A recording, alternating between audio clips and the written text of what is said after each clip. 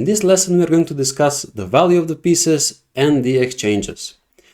So we have 8 pieces each at the starting position and 8 pawns each. Now we're going to explain exactly what's their value.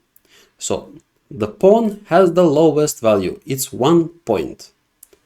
It can promote to a queen later on or any other piece besides the king, but for now it's just 1 point. It can only move forward and capture sideways. The knight is worth 3 points in chess, while the bishop on the other hand is worth around 3. It's estimated as a bit above the knight, but in general, especially for simplicity reasons, I would consider it 3 points completely. So the knight and the bishop are equal. Then we have the rook. The rook can move horizontally and vertically at the same time, so it's worth 5 points. And then we have the most powerful piece, the queen. The queen is worth 9 points, and that's because she can move in every direction. So exactly like the rook and the bishop combined.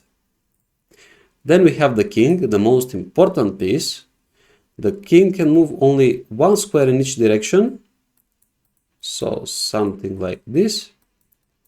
So the king is worth 3 points as an estimation. Now, for example, we have this position on the board. The rooks are eyeing up each other. Regardless of who is to move, the rook is worth 5 points, and this rook can move over here to capture the black rook. At that point, black can recapture the rook, and we have done 5 points for 5 points exchange, which is equal. If black is on the move and he takes this rook, white will take back with this one. Still 5 points for 5 points, equal trade.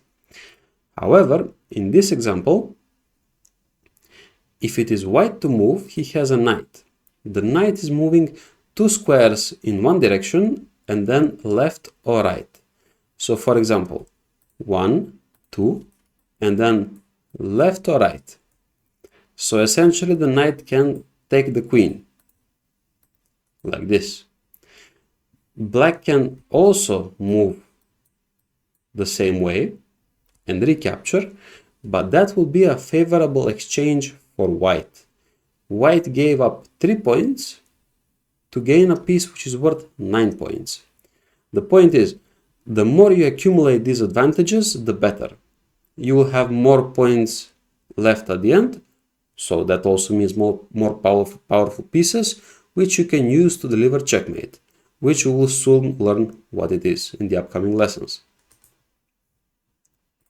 In this position, we have the bishop moving on diagonals, attacking this rook. If it is white to move, white can take the rook, and black can recapture that bishop with the king. Remember that the king is moving 1 square in every direction. So white will lose 3 points, but will gain 5 points.